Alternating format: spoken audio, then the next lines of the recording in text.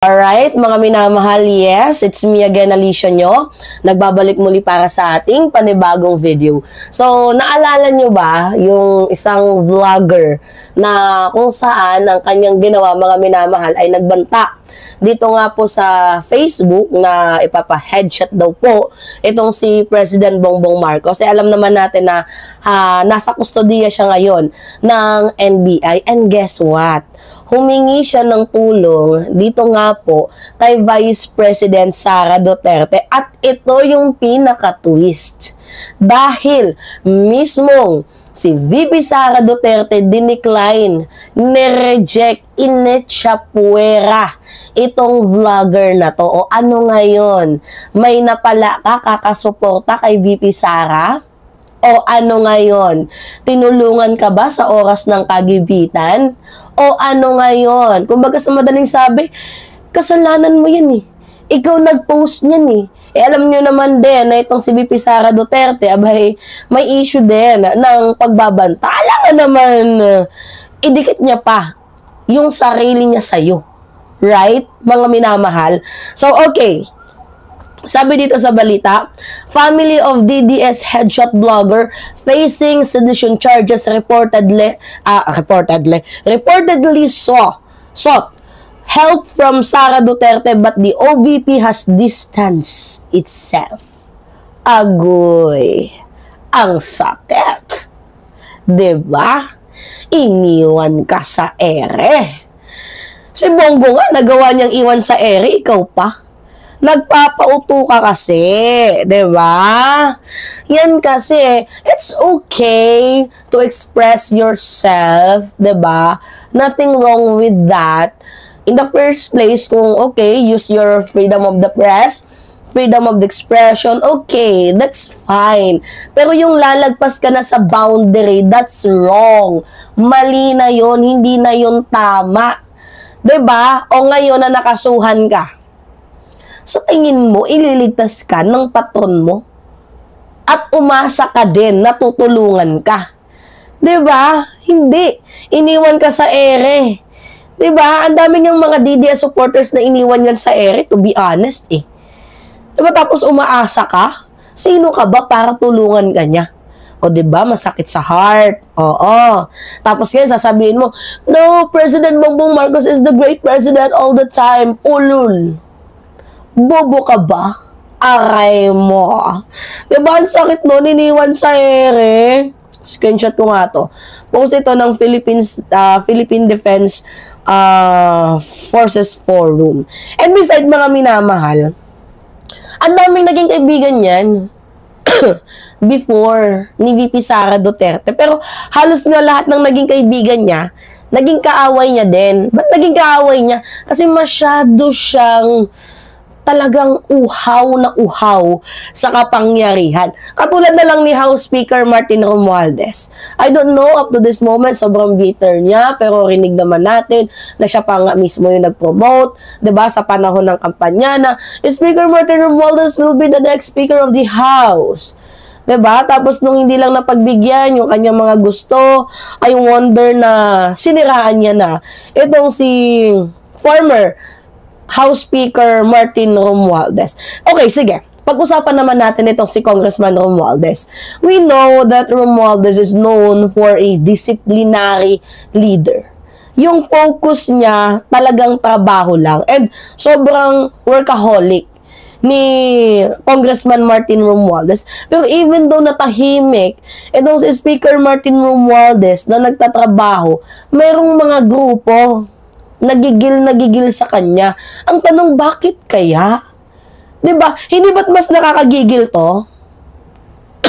O, yan. Hindi ba't mas nakakagigil yan? Sara Duterte's corruption cases, a crushing blow to education.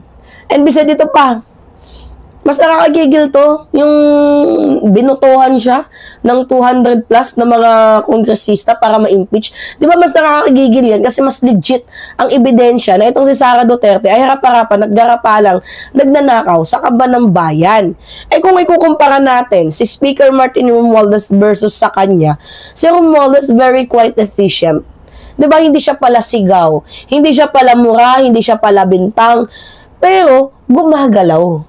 Diba? Ibig sabihin, habang yung iba ay seeking for attention, ito namang si Speaker Martin Romualdez, he fights for progress. And that's what the leader supposedly do. Hindi katulad ni Sara Duterte. Oh, mga minamahal, under his watchdog sa Kongreso, nakita naman natin yung pag-push sa budget discipline. Nawala si VP Sara Duterte. Biruin nyo, humingi siya ng budget recently tapos ayaw dumalo. 'Di ba? Parang gago. So, yung ginagawa ni Romualdez nung siya ay speaker, yung coordination talaga sobrang grabe sa executive branch. Mabilis po yung passage ng key reform sa mga bills. And maraming mga congressman din na nagsabi na, oy, very professional, very organized, marunong mag-timing ba? Hindi katulad ni Sara Duterte. Diba? At alam nyo kung yung nakakatawa, tahimik na nga na nagtatrabaho yung tao. Madalas pang pinag-iinitan nitong mga taong mahilig sa gulo, yung mga attention seeker. Diba? In politics, mga minamahal, we all know naman talaga na attention is power. Pero, may mga leader na hindi kailangang sumigaw, or kung ikaw ay totoong leader, hindi mo kailangan sumigaw, manapak ng iba, magpapansin, 'di ba? Kasi may mga taong leader na masasabi nating kalmado, respected, tapos may magandang track record. At doon sila natatakot yung sa tahimik, kalmado, tapos maganda yung track record, nababahala sila. Kasi yung ibang mga leader na katulad ni Sara Duterte, sanay sa script ng puro drama. Si Romualdez hindi ganun eh. Diba? Kasi paano mo naman sisiraan ng taong hindi naman mahilig sa gulo? Okay, sinisiraan nila pero hindi naman sila pinapansin ni Speaker Martin Romualdez. And how do you fight someone who doesn't play your game? Ayaw nga niya sa gulo. Kaya pinapabayaan kayo. Ngayon ang ending, kayo yung galit. Diba? And yan yung gusto ko kay Speaker Martin Romualdez. Congressman, Romualdez. Yung kanyang pagiging kalmadong liderato. 'Di ba? Na yung kanyang pagiging kalmado ay naging threat na sa kabila. Kumbaga, mas na-expose yung ugali ng ibang tao, ng mga kaaway niya sa kanilang mga sari-sariling bakuran. Kasi sa sobrang galit nila, lumalabas ang tunay nilang pagkatao. Gets ninyo mga minamahal? Kasi kung titingnan natin yung objective, ang mga proyekto na sinuportahan ni Romualdez ay nakatuon sa public service, sa medical aid, sa flood control oversight, educational assistance, livelihood, partnership sa mga province, and sa ilalim din ng tingog party list ni Yeda Romualdez, libong-libong Pilipino din ang mga natulungan mula sa financial assistance hanggang sa hospital support. Walang hype, walang drama, purong trabaho lang. And that's what separate him from the rest. Iba yung kanyang trabaho. Kasi trabaho talaga. Yung iba, hindi na nga nagtatrabaho, ang lakas pang manira. You know what mga minamahal? Leadership isn't about noise. It is about the result that speaks from themselves. Gets ninyo? Now, bakit nga ba may mga taong laging mainit ang ulo sa kanya? Katulad nila Sara. Simple lang. Kapag maayos yung trabaho mo, nape-pressure sila. 'Di ba? Kasi ay hindi ko 'to nagawa, tapos nagawa niya. Anong iisipin sa akin ng tao? Okay, let's go to another plan. Sirain natin siya. Gawa natin siya ng issue. Ganon sila kagagaling. You know, mga minamahal, good leadership exposes bad politics. Kapag ang isang tao mahinahon pero mahusay, nakikita kung sino ang puro salita lang. Gets ninyo? Kaya imbis na galingan din nila sa ginagawa nila, abay, ang ginagawa nila, sinisiraan na lang nila yung taong magagaling. Ganito talaga ang politika sa Pilipinas eh. 'Di ba? Hot and cold. The more you work quietly, the louder your critics become.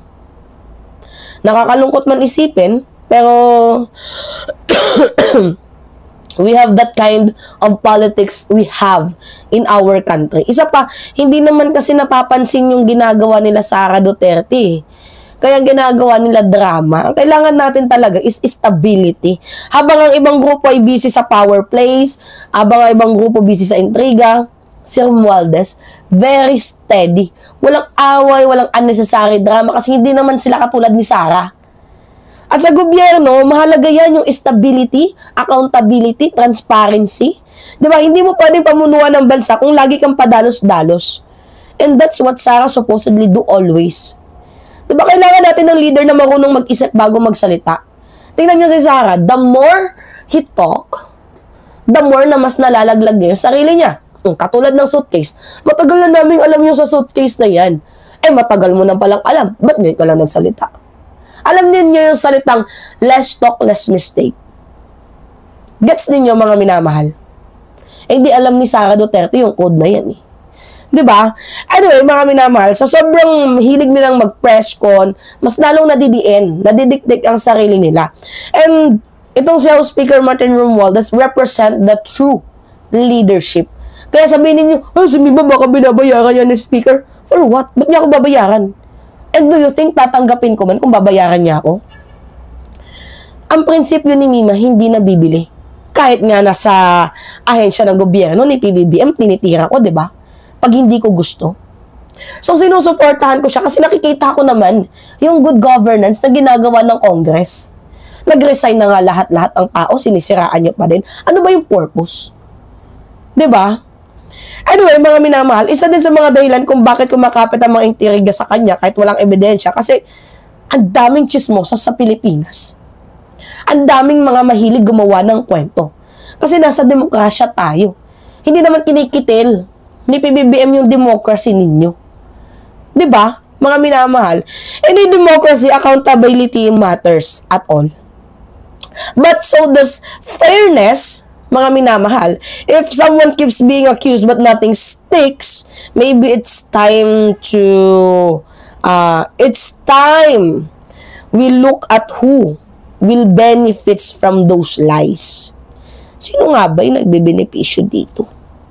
Because the truth, mga minamahal, doesn't need noise. To be honest, it only needs consistency. And wala sila niyan. Wala silang true leadership. Ay, nako. Mga kababayan, sa dami ng mga ingay ngayon sa politika, kayo, bahala na kayong pumili kung kanino kayo papanig, sino yung papakinggan ninyo. Basta ako, as a Gen Z, Gen Z. Ito, yung boses ng mga kabataan. Alright, mga minamahal, pahingi lang ako ng comments, likes, and share. And also, don't forget to click the subscribe and always hit ninyo ang notification bell para lagi kayong na-update sa mga video na ina-upload natin. At ingat, mga kababayan.